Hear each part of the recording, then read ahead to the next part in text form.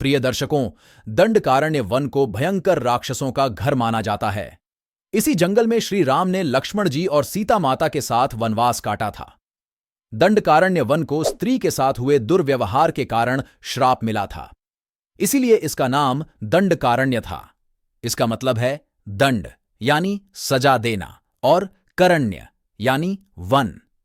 तो आइए आज हम आपको इसी से रिलेटिव सारी जानकारी देने वाले हैं। नमस्कार, स्वागत है हमारे चैनल MS शर्मा में। मित्रों, तो सतयुग में मनु के पुत्र महान राजा इक्ष्वाकु हुआ करते थे।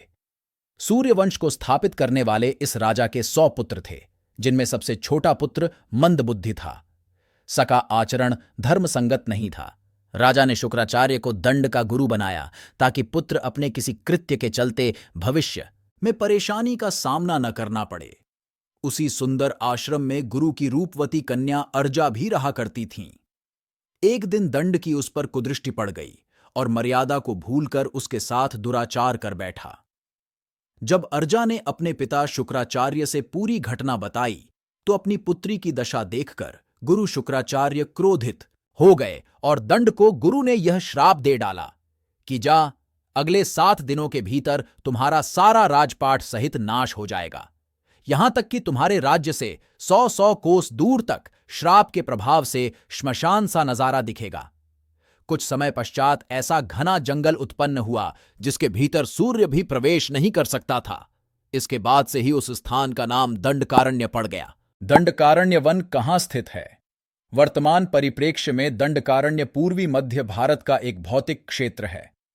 करीब 22,300 वर्ग किलोमीटर क्षेत्रफल में फैले इस इलाके के पश्चिम में अब्बूझमाड़ पहाड़ियां तथा पूर्व में इसकी सीमा पर पूर्वी घाट शामिल हैं। दंडकारण्य में छत्तीसगढ़, ओडिशा एवं आंध्र प्रदेश राज्यों के हिस्से शामिल हैं। दंडकारण्य वन में राम ने कितने वर्ष बिताए थे? तीनों वनवासी दंडक वन में 10 वर्ष रहे।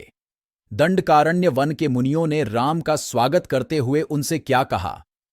दंडकारण्य वन के मुनियों ने राम का स्वागत करते हुए उनसे कहा, आप उन दुष्ट मायावी राक्षसों से हमारी रक्षा करें और आश्रमों को अपवित्र होने से बचाएं। दंडकारण्य में कौन सी नदी बहती है? महानदी नदी प्रणाली प्रायद्वीपीय भारत की तीसरी सबसे बड़ी नदी प्रणाली है। यह ओडिशा राज्य की सबसे बड़ी नदी है। नदी उत्तर में मध्य भारत की पहाड़ियों, दक्षिण और पूर्व में पूर्वी घाटों और पश्चिम में मैकाल श्रेणी से घिरी हुई है। नदी छत्तीसगढ़ के रायपुर जिले के दंडकारण्य की उत्तरी तलहटी में निकलती है। इसी तरह के वीडियो देखने के लिए हमारे चैनल को सब्सक्राइब जरूर करें।